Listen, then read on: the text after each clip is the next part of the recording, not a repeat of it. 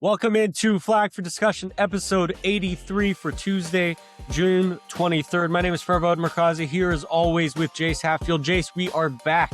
It's been a couple week moratorium for us. I mean, we had a best of episode, but we had a pretty good reason to miss last week for the live show. Put up your hands. I got married. Yeah, it's I'm a husband now.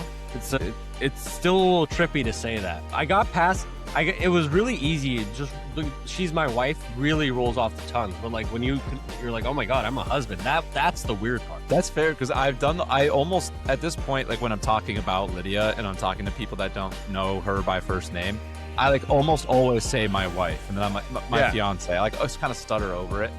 I'm really excited to say my wife. That's going to be, and I've been thinking about that for a long time. But that's a good point. I haven't really thought of the words "I'm a husband." That's gonna like she's gonna tell people, "Oh, my husband," which is weird to say. Yeah, you don't think about that. The first time you hear it, you're like, "Oh my god!" Like the first time this actually real, you're like, "Oh my god, I didn't realize that." Even though like you spent the last even though yes, I was the one that proposed, and we spent the last year and a half planning this wedding. The fact that like I just didn't think about like, oh my god, I'm going to be a husband and I am one. So that's the weird part. Like when I was introducing her to somebody in Paso last week, I was like, this is my wife. I didn't dox her. You dox yours. I dox That's all okay. the time. It's okay.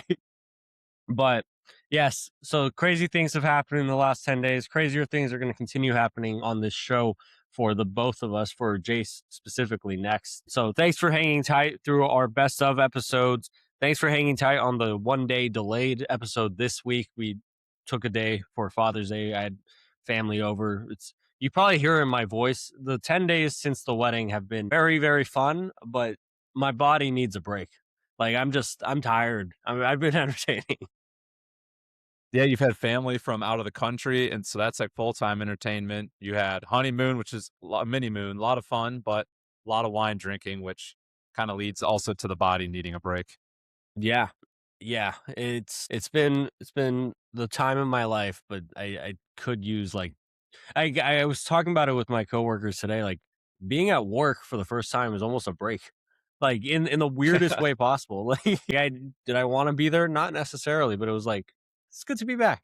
Good to be back for now. Put your headphones in and just kind of focus on one task, not 50 people and 50 conversations, but just kind of one thing. That's got to be nice. To just put a capper on this.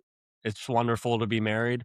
I encourage you to try it in a month, Jace. I think I'll you give it will. my best shot. Yeah, exactly. But enough dilly-dallying. Maybe not enough. I probably have more things up my sleeve. We have a fun show. We got to put a little capper on the Brendan Sorsby situation.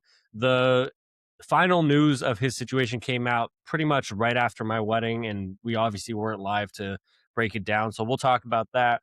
The NCAA, the United States Senate has a bill that's going to meet the Senate floor about college football. It's like the Save College Sports Act. We've always said it. We're not legal people, so we're not going to give you legal takes on anything, but we're going to just give you takes on what it could do or couldn't do to the sport.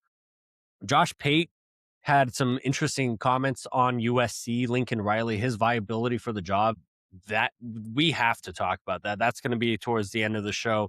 Iowa State is going to be selling booze and at football and basketball games.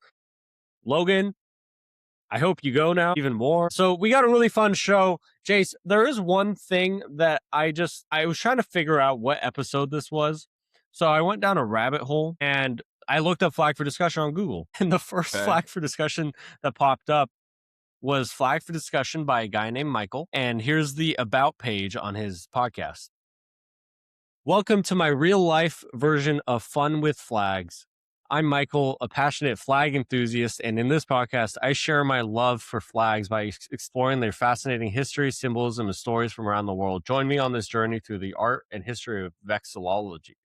I probably screwed that up, but that is amazing. Shout out Michael. We share names with a flag guy. That's great.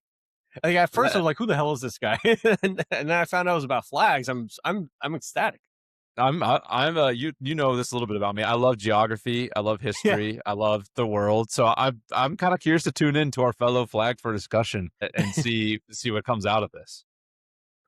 We should comment on there just to greet each other as the other flag for discussion. I like that. But okay. Make sure you are following us on YouTube at Flag for Discussion spelt out, on Apple Podcast, Spotify at Flag for Discussion spelt out, TikTok at Flag the number 4 discussion, Twitter at F the number 4 discussion. If that spiel wasn't meaningful in previous episodes, now that we know there's another Flag for Discussion, make sure you do as I said so you can find the right one, or else if you want to hear college football takes, you might get some flag takes instead. Brendan Sorsby. So we don't need to go through everything, but as everyone knows, he found himself in a little bit of trouble. Then there was a mix-up where he wasn't going to be playing anymore. Then he was. Then he wasn't going to be playing anymore. The NCAA denied his appeal to play again. And now, and then the last time we chatted was when he went to a judge in Lubbock, Texas, a Houston alum judge, by the way, not a Texas Tech alum, and he granted Brendan Sorsby an injunction. And I don't think I've ever seen a event happening in college football that was so unanimously hated across the board, other than by Texas Tech fans. And even Texas Tech fans, to their credit, came out saying, like, I wanted him to play, but not like this. So since we last spoke, the Big Ten had stepped in basically saying, we're not going to schedule them anymore. Multiple conferences. Georgia said that too. They got into like Twitter wars. Cody Campbell made a, I mean, excuse me, I'm sorry, but he kind of made a fool of himself on a couple different podcasts talking about the situation, defending them. And then the Big 12 goes to court on June 15th to try to enforce its own rules. They're attempting to wrestle back its ability to punish Sorsby. They wanted a jurisdiction. The conference basically meant business by doing that. And later that day, lo and behold, Brendan Sorsby and Texas Tech parted ways.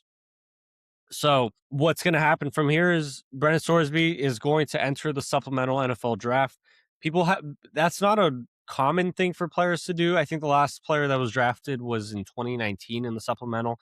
It's basically at this point, teams can choose, like they'll get a specific amount of rounds. Brendan will have a pro day on July 10th, and he will basically enter the NFL.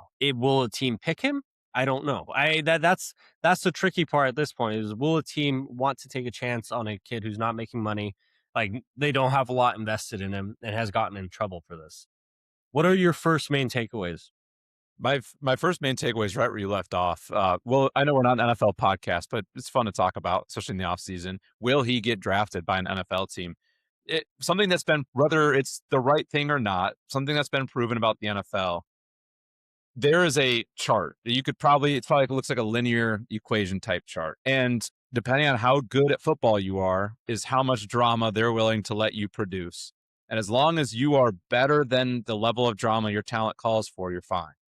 But on the flip side, if you are causing off the field drama and you're not that good, you will not have a roster spot. So you kind of have to analyze, where does Brendan Sorsby fall in talent and he's a quarterback too. So up, whatever you think he is, up that, it's a premium position. And where does this fall under it? I think the first thing NFL teams are going to think is there a threat of bigger punishment from what he had done, or is kind of the legal punishment gone? But more importantly, I think a smart move that he made was kind of shortly after he parted ways with Texas Tech.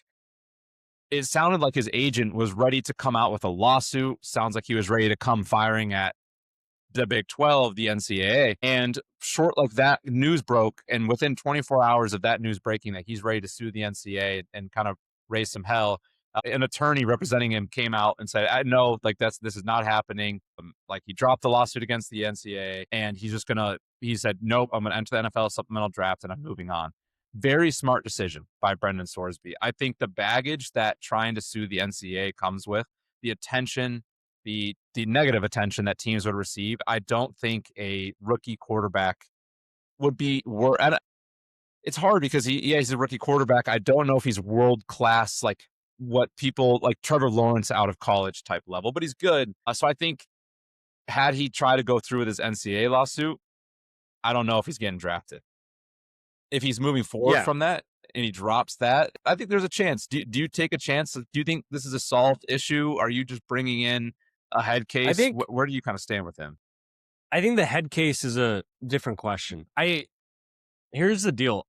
You're right. The NFL puts a lot of issues that players bring behind, like aside, if they're going to help, if that player is going to help them win.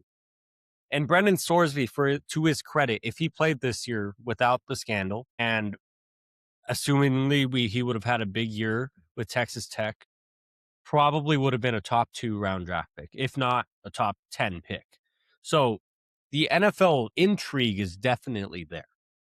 What NFL teams, though, don't want, and what at the NFL in general never wants, is you can get away with a lot of things, but the second you start going for the shield of the NFL is when you are in trouble, and they're going to start like boycotting you, blackballing you, whatever the phrase is. So I think there's a couple different ways to look at it. I think you're right. People have gone away with far worse, and like Jameson Williams, Calvin Ridley, they've gambled. Like they've gone in trouble in the NFL. The question for me is, one, where is your line of, if you had a problem with him not playing for Texas Tech this year, which you and I both did, why is that any different than if he plays for the Steelers? He still bet on his own team when he was in college. He still got in trouble for all the same reasons. And mind you, he is in a, I don't know if it's specifically GA, but he's in a recovery program for gambling. So it almost feels like the July 10th date for his pro day or whatnot. Mhm. It like, is a team going to come out and draft him knowing that he might still be in recovery at that point? And then like, what would lead to it? I don't know. So like that's the reason I would be a little wary of it, because where's your line on that? But at the same time, he's a quarterback. He's going to come in really cheap, and he might have a lot of talent. Like, the argument I've heard is, why don't the Steelers take a snag at him? Do you believe in Will Howard?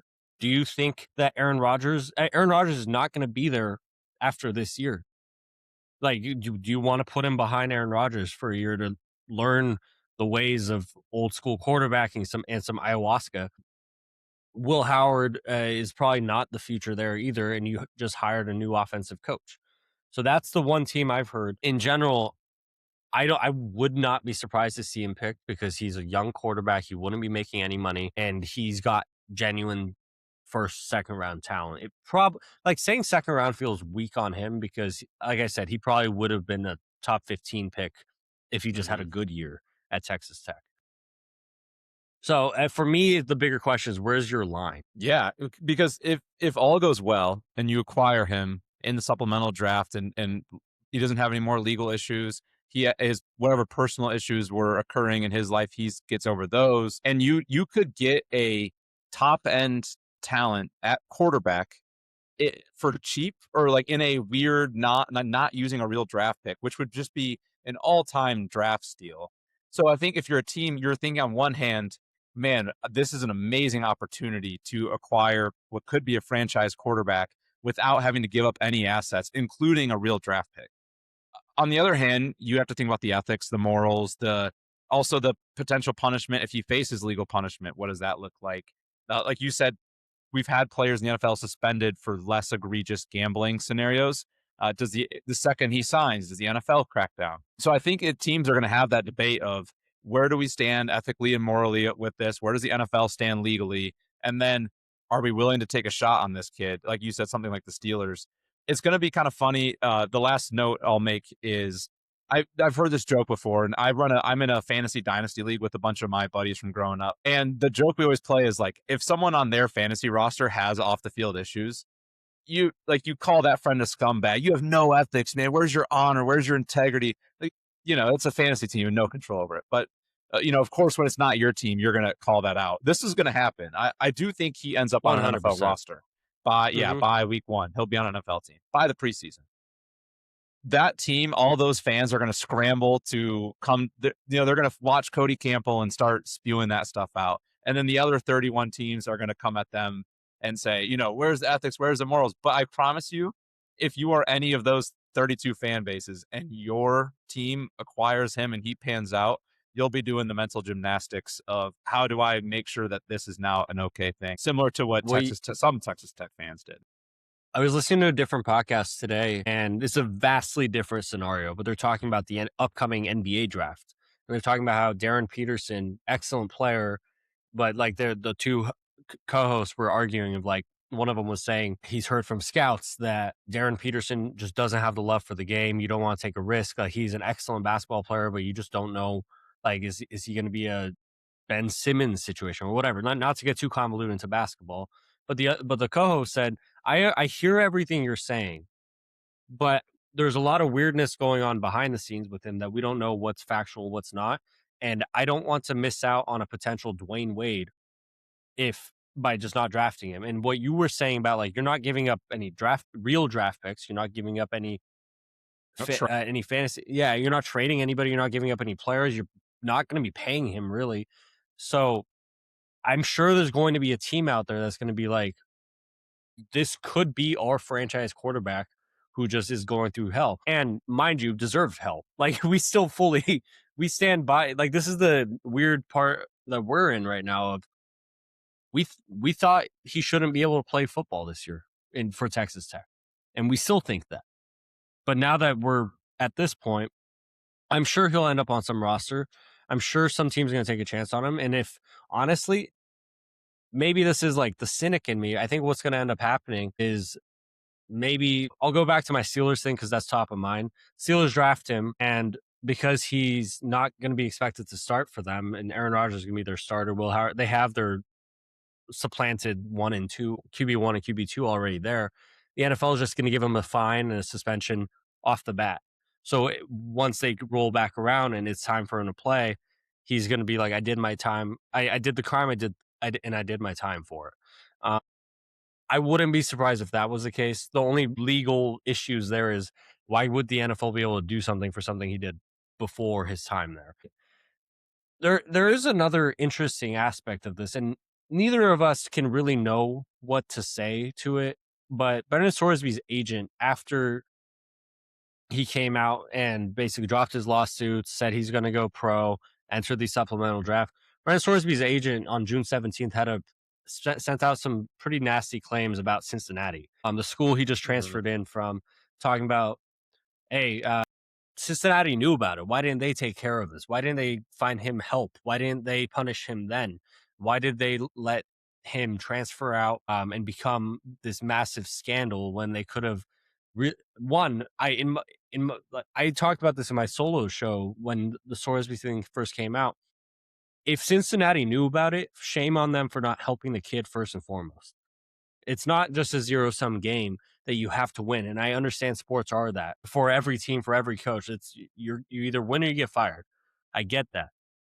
But if this kid's going through an actual genuine addiction issue, you got to go find him help, not just say, all right, we'll deal with this later because you're going to help us go 9-4. So long story short, his agent came out claiming Cincinnati knew they should have helped him. Cincinnati denied it. It's a bunch of he said, she said, because there's documentation that said Cincinnati knew.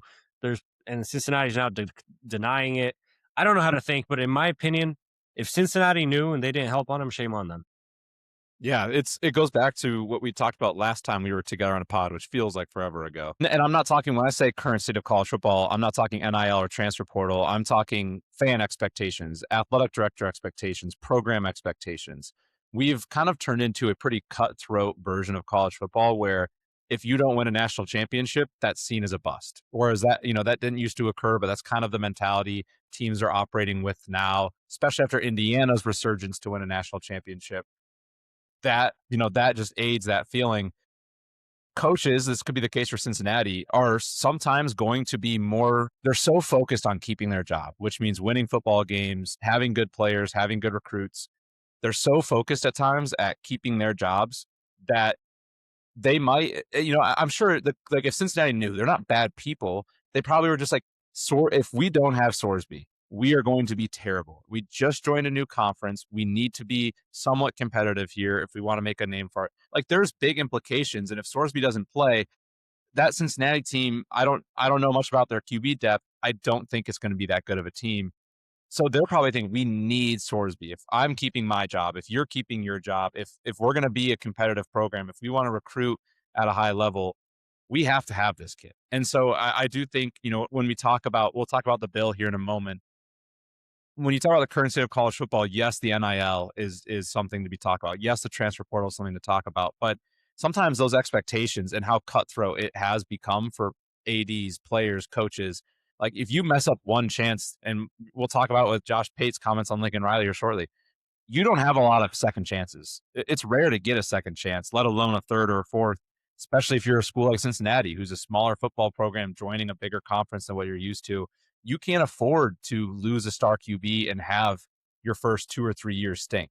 So it also makes you think maybe they did know, and maybe they did say, we just got to push this aside and figure out a way to get this kid on a football field.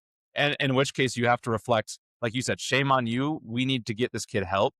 And second of all, we need to figure out an infrastructure, or maybe as a group, let's tamper expectations, because we don't want coaches to have to decide between their job and a kid's life. Like you should be able to prioritize the mental health of Brendan Sorsby and getting him help he needs without having to fear I'm going to get fired now because my star QB is not playing. That's a really tough decision to make. And yeah, just something that I wanted to end on.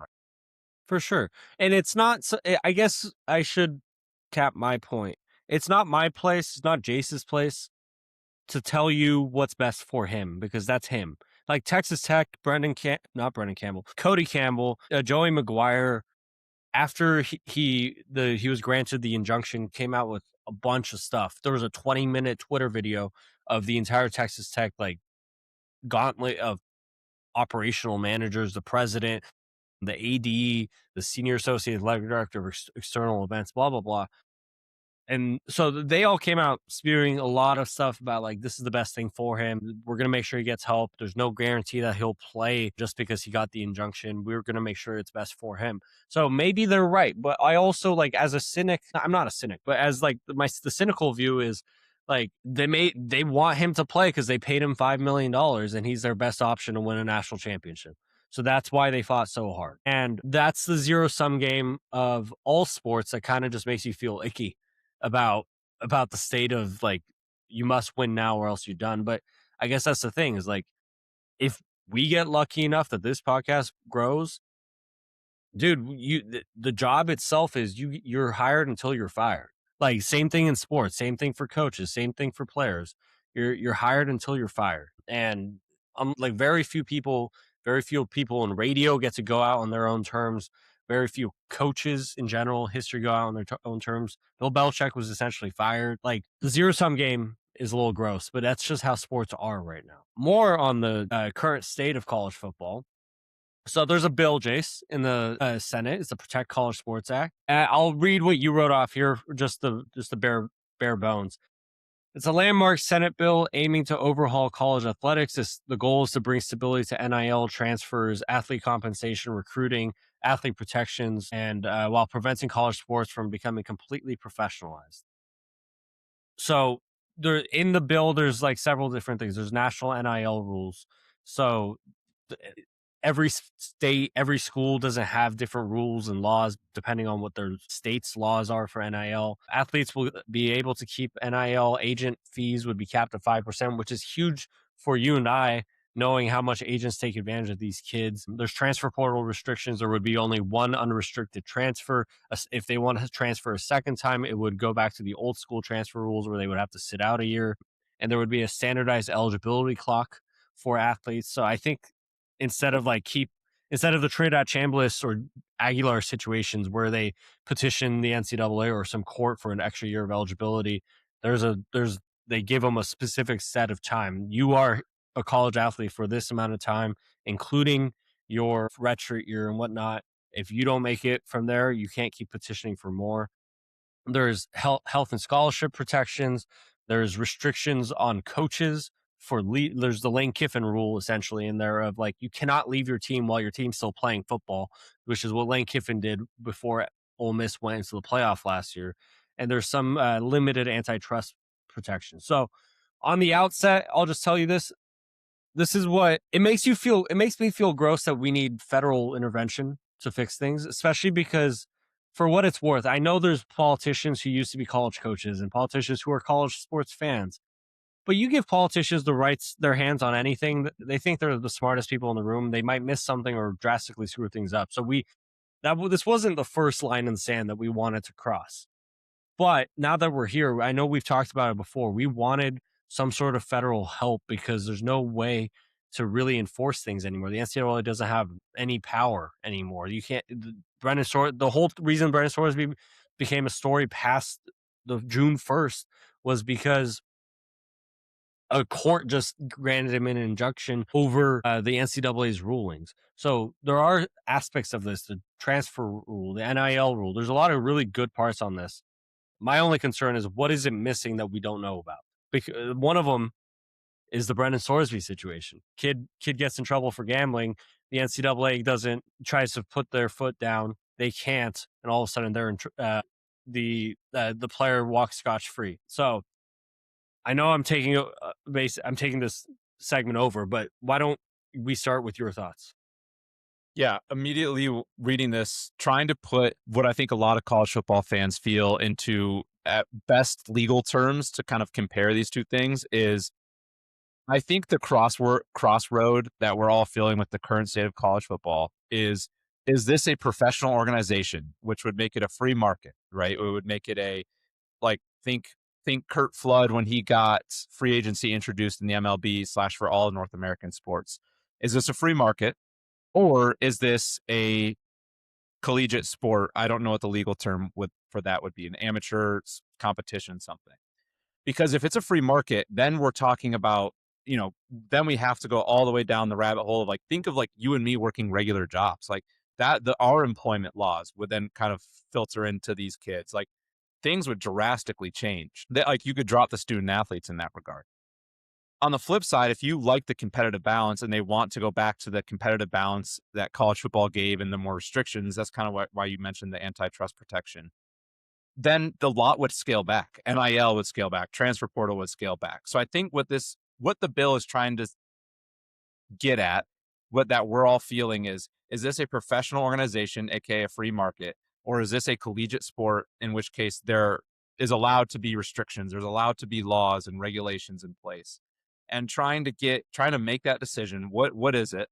And once you figure out what it is, okay, how can we contain it? So that way Jace can't just go to a new court every week until someone finally rules in his favor. That way, when we put our foot down, it's actually putting our foot down. It's not just a suggestion. It is the answer. So I think they have to determine what is college football. And then you can start really narrowing in, okay, here's the direction we want to go. That's kind of the first thing, just as best I can to put what we're all feeling as fans into the legal battle that I think is ongoing. But beyond this, what I would enjoy talking about with you, Farbokes, we're a college football show, and we should talk a little bit more about the implications of the sport. Fast forward to 2030. Let's say this bill passes. What landscape do you foresee in college football? What do you see changing that's different from now? And this can go any direction you're thinking of here. I'm going to be really boring. The changes are going to be what's in the bill. Because college football, that's 2030 is 4 years from now. If I asked you in 2022 what 2026 would look like, do you think you would have answered a kid would get denied by the NCAA to play, so he goes to a court and he wins? Oh, by the way, it's not just one kid, it's multiple kids. Trinidad Chambliss. Joey Aguilar was actually denied by a judge. But like, I would assume the NCAA would get some weight and power back with this bill. The part of the bill that the Big Ten, the SEC originally didn't like was because it was like almost punishing them and not including the Big 12, the ACC, like the other bigger conferences in like some of their capping of their rules. I think inherently these rule changes, I like the fact that like you can transfer once for free, and then if you want to transfer a second time, there is a punishment. And part of that is like if you want to take let's take our team because we know them best. Not that this happened or it will ever happen, but let's say a 5-star kid, Decory Moore, commits to Oregon, has one big year. The biggest fear any team has, not just Oregon fans, is like that kid saying, I want to bounce. Well, he has the right to do that. That's fine. But then if he goes to Georgia and then says, I want to bounce from there, it's like, oh, no, he's just bouncing so he can keep leveraging teams for more money every year instead of what the transfer portal is actually meant to do is like make sure they find their home. And one of the things, like, not to be the old guy on the lawn, one of the things that I know a lot of people have disliked about the transfer portal in general is like kids don't want to go through hell anymore. And there's a lot of great aspects of the transfer portal. There's a lot of like, there's like a genuine distaste of kids who want to transfer in that regard because they don't like that they're the fourth receiver their freshman year. They want to be the number one guys. Like, that's not how the sport works. So I like where the transfer portal rules are. I'm curious about how NIL will be overall affected because there's always some caps on it. Who's going to oversee it? How are we going to make sure that NIL is different based off of your collectives and then based off of what like your school's partners can pay the kid that's off the books? That's going to be an extra amount of money like that will entice him, and that shouldn't be part of it, but it is in college football. I love the midseason coaching moves. Like, the Lane Kiffin situation shouldn't happen. I get it for in many regards, and a lot of it is not necessarily Lane's fault or college football's fault. It's the calendar's fault. So when you ask me what 2030 college football is going to look like, Jace, I would like to give you a better answer. But I know also June of 2030, the ACC doomsday clock is on. Mm-hmm. Every team becomes a free agent. I think randomly at midnight, June sometime 2030. Are these changes going to affect that? Are these changes going to affect North Carolina saying, hey, the SEC sounds nice? Miami saying, how about the Big Ten? Like, I'm not saying those schools, but like all of a sudden the ACC will get Pac-12. And I might be a little off on my timeline of 2030 because I think they might have figured out some extension in the last year. 2030 college football, this will have a drastic impact on it. I just realistically have no way of like in good faith telling you what it would do other than fix certain problems right now. Yeah, but I like a lot of what you said, and I do agree with all your takes on the bill specifically. I'm gonna do some wishful thinking here and kind of go through what I hope this leads to and what I hope 2030 looks like. One, I do hope that we go a little bit more towards the collegiate side of things than the professional side of things. I hope that if over the changes we see over the next 4 years in this case would lean towards making sure they are college athletes, they're student athletes, they're college students first. I would like to see a push that way. I also think that would be the most simple because I think that allows the NCAA to maintain power, and just shifting entire power regime seems like that would be very difficult and probably lead to a lot of conversations and maybe a lot of bad before the good is realized. And the reason why I say that is I think if we go the professional route, then the NCAA gets muddy because does every collegiate sport become a professional sport, and how does that work? So I hope we go the collegiate route, keep the NCAA in power. I hope that we find a way. I don't know how this works, but I hope we find a way to get the NCAA the actual ability to like put their hammer down. When the NCAA says you're ineligible, that should mean you're ineligible. When the NCAA says you cheated, you're going to get punished, you should get punished. Like when things happen, the NCAA should have the power to crack down on it and make a decision. So I hope we figure that out. I'm with you completely. Mid-season coaching issues, I hope we figure that out. Transfer portal, I love these new rules. I hope we figure that out. NIL, I do think we need to figure out.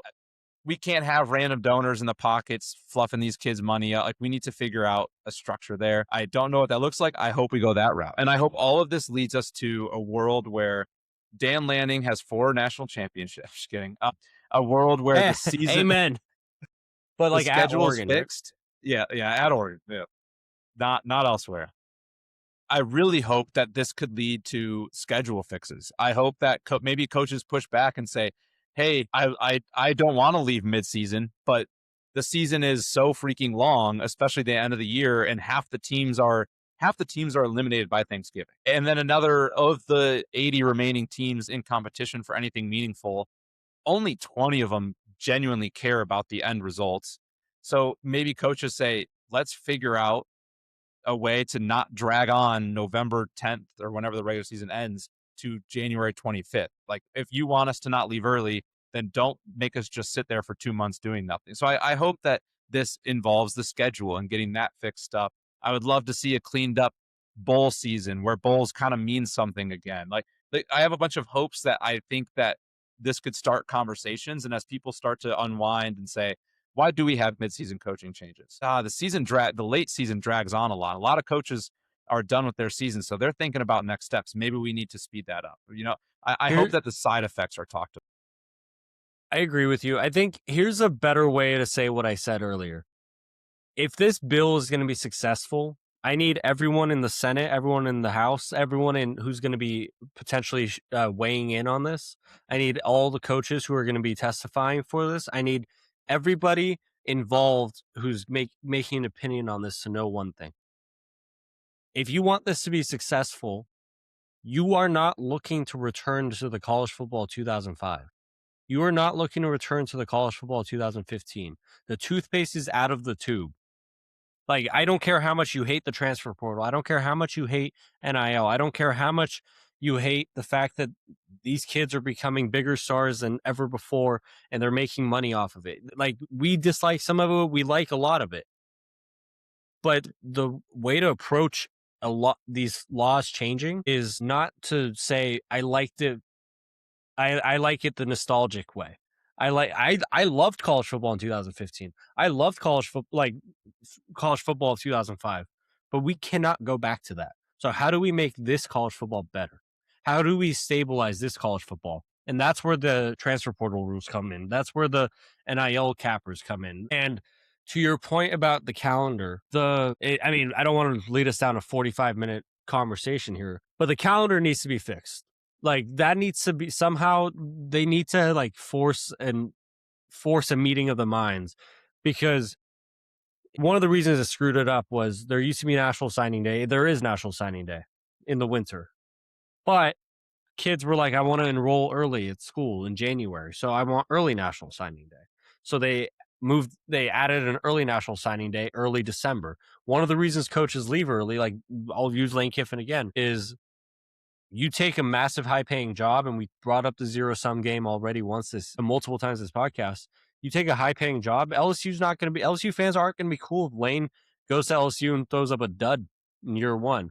And what does that mean? He has to leave Ole Miss so he can start recruiting right away for LSU. As much as people probably dislike Lane, that killed him to leave. Like, he was building Ole Miss up for that specific moment for his entire time that he was at Ole Miss. Like, as a competitor and as a coach, that probably killed him to have to leave. But he knew, like, for the future and for his job and to earn the money that he's getting paid and stay away from scrutiny, he had to leave. So that's the calendar issue. We talk about it all the time, but I heard Will Stein in an interview on Pardon My Take talking about how, like, he wouldn't recommend what he had to go through last year at all to anybody, where he had to be an offensive coordinator deep into the playoff for Oregon and also be the head coach of Kentucky deep into the playoff while he was the OC. So he wasn't sleeping. He had to be recruiting. And you also know, as much as he wanted to say he gave his all for Oregon, he'll even say, like, I couldn't, like, I have to recruit. I have to build up Kentucky for next year. I can't get around that. So the calendar needs some fixing. They need to add something about the calendar, or at least maybe not add a rule, but force a meeting of the minds about it, I think. I would love a meeting for the minds. And the thing too, this is not the point of the segment, so we'll transition, but I want to respond.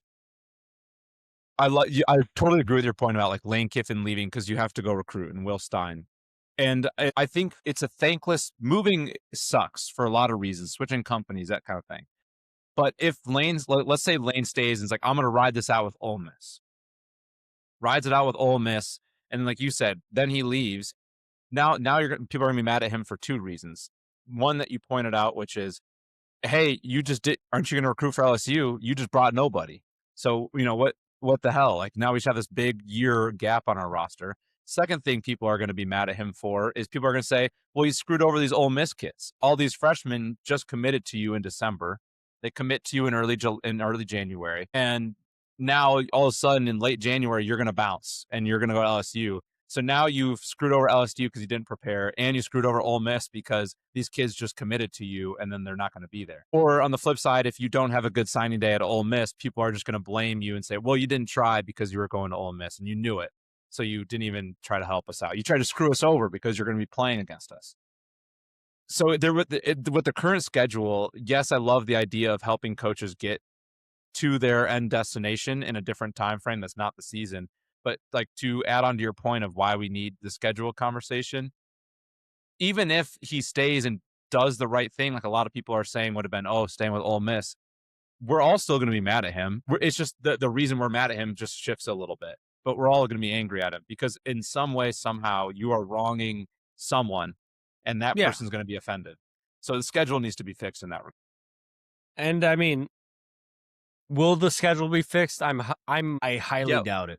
There's we're thinking hopeful for 2030. This thing's going to be cleaned up. There's TV deals that have the playoff going through mid-January to early February up until like 2028 already, 2029. I mean, there's reasons why the season's so long, and a lot of that is the companies that air them and before people vilify them, even though there's many reasons to. They are the reason those kids get the money. They are the reasons those schools get the fancy uniforms. They are the reasons the Big Ten just said, hey, you remember how much money we projected to make this year? We just made 30% more. Like, they are the reasons every one of these schools is making so much money. And that's just an aspect of it. To put a capper on this, I think when this first came out, you and I were both like, holy crap, something's actually being done cool. Whatever you think your federal viewpoint of the current government, whatever.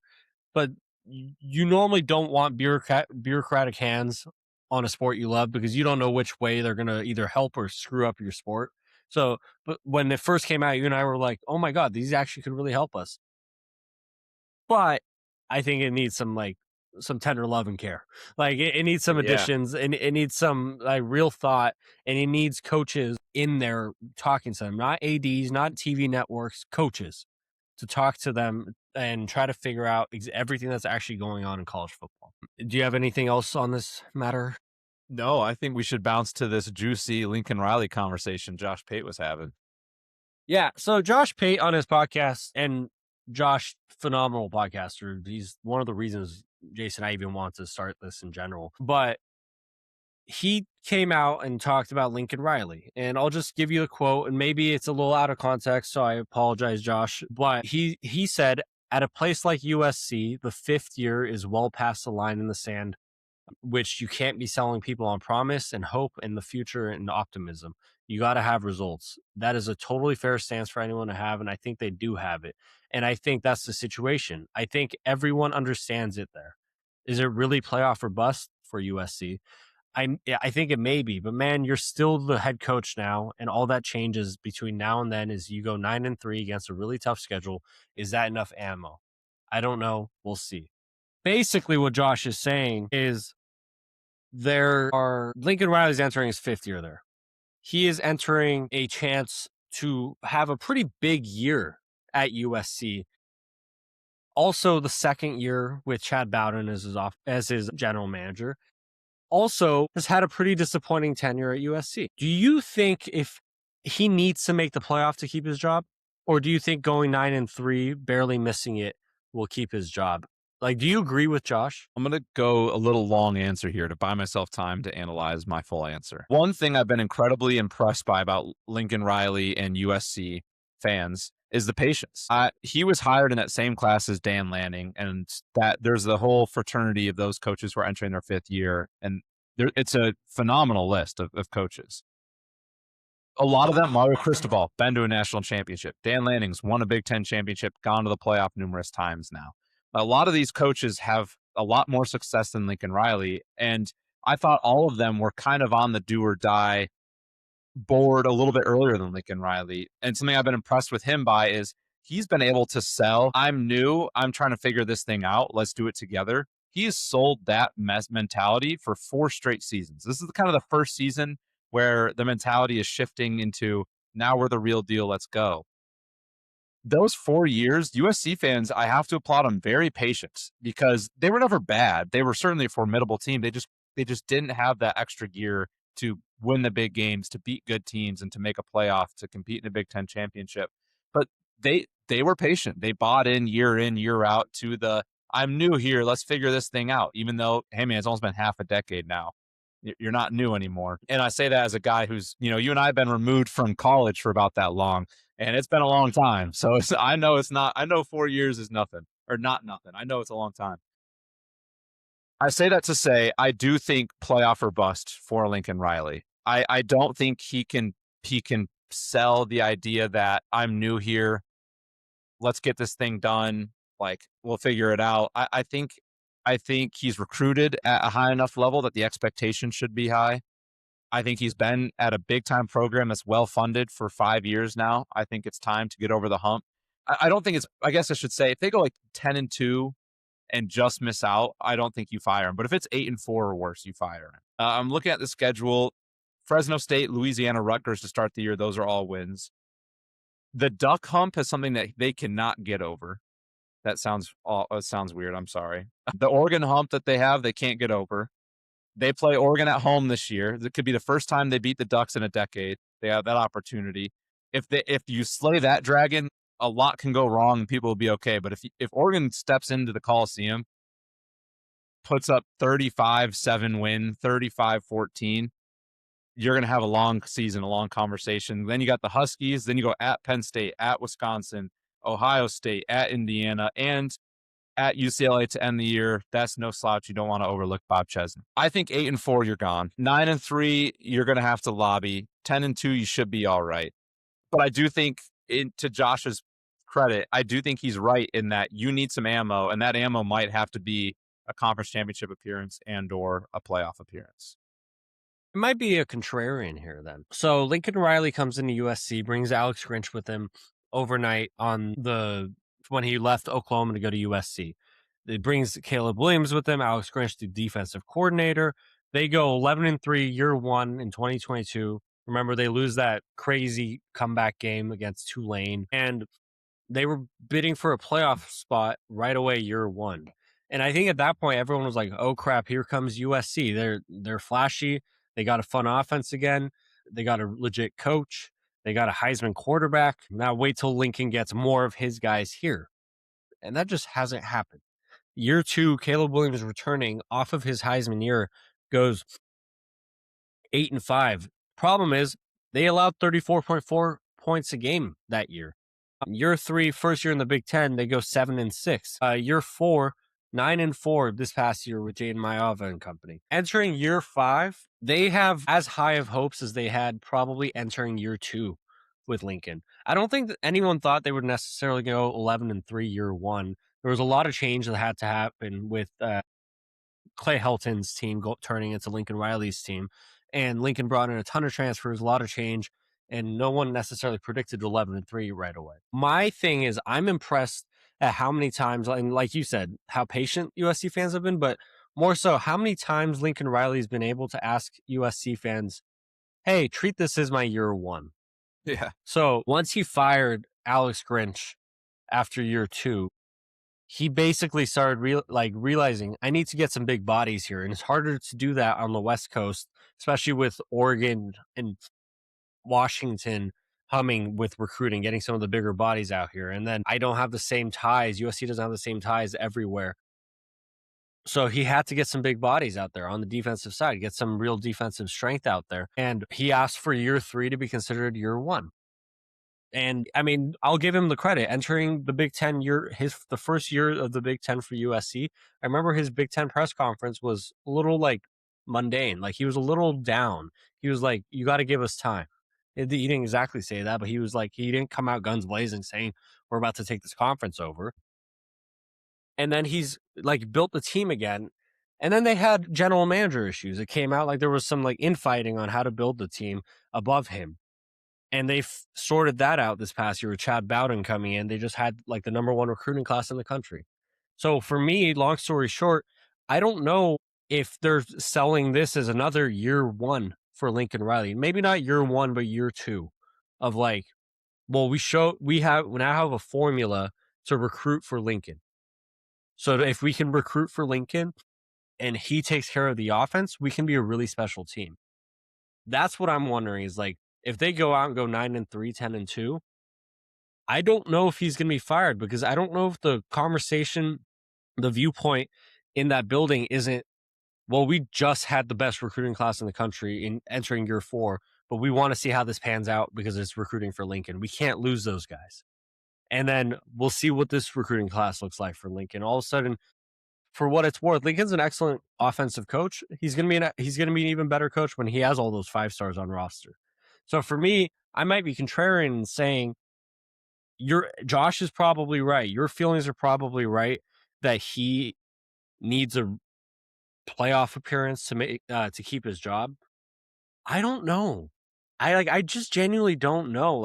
Unless they go out in 7-5 with Jaden Mayava 8-4, embarrass themselves a little bit. I just don't know. Yeah, I think that's very fair. The games that will determine that are going to be Oregon, Washington, Penn State, Ohio State, Indiana. That's 5 teams in your schedule that are knowingly good. Like there's other teams on here, like UCLA, Wisconsin, could be better than expected. But those are 5 teams like right now I can tell you will be formidable opponents. If he goes 1-4 against those teams, I think he's gone for sure. If he goes 2-3, those 3 losses better not be embarrassing. And they better, at least 2 of those wins have to be Oregon, Ohio State, or Indiana. You can't just win the Washington, Penn State and lose the other 3. I think he has to beat one of Oregon, Ohio State, Indiana, as well as 9-3 to keep his job. I think if you can say, look, I've slayed one of the demons and we had a good year and like everything to your credit that you said, I think I think he should keep his job and I think he would. I think people would be okay with that. But if you lose Oregon, Ohio State, and Indiana games and you're 9-3, then I think people start to say, look, we're getting you the talent. We're getting you what you need. You had 2 of those games at home. We didn't look good in any of what's happening. And then, 7-5 or anything worse, he's gone for sure. And that's not really like a head scratcher. I'm with you. I think 7. I guess my point in general is like record aside, unless it's embarrassing, I almost wonder if like USC, the brain trust there is looking at it like, oh, we finally figured out how to recruit for him. And it took us a while and it's on him, part of it, but part of it's on us for having so much turmoil going on within our program and within our athletics department that allowed him to get kind of bullied by Oregon and the other schools for recruits. So I think that is part of it. So which is like makes me want to doubt that his job's in full jeopardy. There is a chance though that let's say he loses to Oregon and Indiana and goes 10-2 has a great year, but the way he loses to Oregon and Indiana just tells USC brain trust that like, man, it's just like his coaching style. There's something about it like that's great, but it's just never going to get us over the big dogs. And at that point, USC might be forced to make a decision just because they want like USC's to Josh's credit, like places like USC don't settle. And I sometimes scoff at people who say that because places like USC have settled since Lincoln, since Pete Carroll. It's been you and I were riding bikes and shooting hoops and like going to little league practice last time. They were seen as like a legit dog, like realistically. Yeah. So that's a major aspect of it. In general, I think Lincoln Riley is one of those coaches that if he gets fired, he's going to have a job if he wants one immediately. Key point is immediately. I mean, key point is if he wants one. And it's not going to be an offensive coordinator job. It's going to be a head coaching job. So because of just how prolific his offenses are, I struggle to fire coaches that are like that, you know? Like those are the one of the ones, and that's why USC has held on to him for so long. And that's why I don't think he's necessarily going to be fired right away if they have a okay year this year because they're like, oh, we finally figured out how to recruit for you. It's not just 1 5-star or 50 transfer portal guys. It's the best recruiting class in the country. Yeah, he's the perfect example of, we talked about this at the beginning of the show, he's the perfect example of expectations versus reality. And how do you, in things like in the corporate world, like my job, I don't have fans of me or my team who watch us and say, that Jace kid's not doing great work, fire him. There's no one saying that. So my job security is completely dependent upon, exactly, yeah, it's dependent upon my performance and then how my manager feels about me. Lincoln Riley, unfortunately, you in college football, being a college football head coach at a premier program, you have, unfortunately, you do have fans that have genuine financial implications, not on just on you, but on your program, on your school, your athletic department. And there could be a world where they go a weird 8-4, where they have some highs, they have some lows, and you're kind of like in this weird fishy area. 9-3, 8-4, you're in this weird area. The brain trust, I think I'm with you. I think the USC brain trust would say, I think we figured it out. Let's ride this thing out. But even if all the people in that room agree with that, if fans and college football talking heads are all out there in the millions saying, this guy sucks, get him out of here. I'm canceling my season tickets. Screw this program. I'm pulling my funding. They can't win. Unfortunately, outside factors do impact job security as a college football head coach. So I do think if USC ends in 8-4, 9-3 territory, it's going to be a battle of what prevails: the angry mob that is fans that have the money, or is it the brain trust of USC saying, "Hey, you need to stick with us. I promise this is the right move." They could be at a crossroad, which is always really interesting about college football, is that crossroad of when a team's expectations for a coach don't line up with the fans' expectation. What decisions do you make? How do you communicate that with your fan that don't cost you anything? There's a world where they are a very interesting test case for that at the end of the season. I think you put it perfectly. If their team, if their brain trust is like, okay, we figured it out, then it might lead them to go either direction. And I know that's not a good thing for podcasters to say. I know people want takes. I'm personally on like they probably won't fire him unless it's an embarrassing season.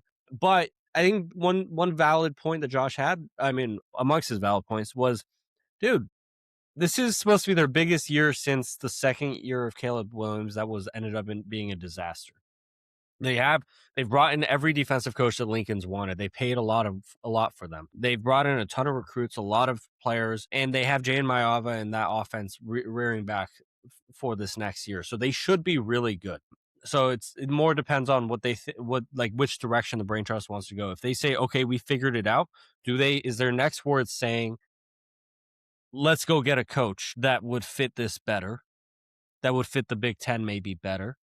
Or are their next words saying, we have to give Lincoln another year with the players because it has been Lincoln's fault to a degree why the defense has sucked, why they haven't paid as much attention to their offensive line, but he's started to address those. And now USC's addressing their own mistakes within their athletic department, within their ability to recruit, and they're trying to figure it out. So I'm curious about which way they'd go. I don't specifically think it's a playoff or bust year for Lincoln Riley to keep his job there, but I also don't think it's that far off. Like we keep saying, if it's 8-4, it might be time to go with the team they have coming in this year. I like that. I'm going to ask you this final question here. Something we did last offseason was our coaching and program previews. We went through and we talked about coaches and programs, and we kind of rated them all. Not all, but as many as we did. We had a hot seat meter, 10 being you don't even want to be on that seat. It's so damn hot. You might as well just leave. One is you would have to do the most heinous human acts to get fired. Where do you put Lincoln Riley on the hot meter scale before a game is played this season? Before a game, I mean, he's definitely past the 5. Like, you're entering year 5. This might be low for me. You might think this is low, but like a 6.75 right now. Maybe goes down to a 6.5, but also people don't care through the first 3 games with the Rutgers San Jose State trio that they have. But then if they lose at home to Oregon, especially by 2 or 3 scores, not saying that that's what'll happen. The game breakdowns will come closer to the season, but if they lose by 2 or 3 scores, I like that, Jace. To Oregon, the 6.75 turns into a 7.5. Like, all of a sudden, fans aren't going to say, damn it, we lost. They're also going to say, we need to, as Jace put it, the duck hump. We keep comparing ourselves to them in recruiting. We keep comparing ourselves to them history-wise, tradition, uniforms, everything. But now we have a chance to play them with our best team in years. at home and we still can't get over the hump. That immediately rises it. If they lose to, even if they're going on the road to Penn State, if they lose to a first-year Matt Campbell coach at Penn State, that goes up to an 8.2. Like, there's some, like, Indiana, you could probably be like, all right, they won the Natty last year. Let's see how they are this year. But, like, that probably, if they lose to them, it'll be 8.2 to 8.5. But Oregon means something to them. And then things like a first-year coach who brought in 40 new guys at Penn State would mean something to them. And then if Lincoln has one of those games where, like, the Wisconsin game for some reason is going to be 45-42, and USC is going to win it last minute. So it's a 6.75 right now with great potential to go up pretty quickly. I completely agree. I was thinking 7, so I'll take 6.75. And I completely agree with you too. I think as long as they go 3-0 in those first 3 games, it'll be right around that 6.5 to 7 range. But that Oregon game, if you win that game, that number drops to 5 or maybe even below 5 4. If you win convincingly. If you get like you said, if you get your ass kicked, that goes to 9. At home. Yeah. Yep. So that game is going to be a 2-3 point swing on the hot seat meter. And then, like you said, they just rattle off Washington, Penn State, Wisconsin, Ohio State, Indiana. That I think that gauntlet won't be so much a game by game measurement, but something that once they have a bye week, once they get a breath of air at the end of the season, you look at that gauntlet and you kind of say, all right, you took care of business against Washington and Penn State, but you were shaky at Wisconsin and you got smoked by Ohio State. That's a net positive or negative, right? Like that Oregon game will be a big swing for him in either direction. And I know we're Oregon guys, so it's easy for us to say, but I do think that's a truthful, non-biased take that Oregon that's game an emotional game for them. Yep, for like, sure. It doesn't matter that we're Oregon guys. UCLA and Oregon. UCLA because they're the crosstown rival, and Oregon because, not saying they've become the USC since USC because they haven't won a national championship, but they've taken care of recruiting. They've gotten the players that USC used to get. They've become the toast of the town on the West Coast.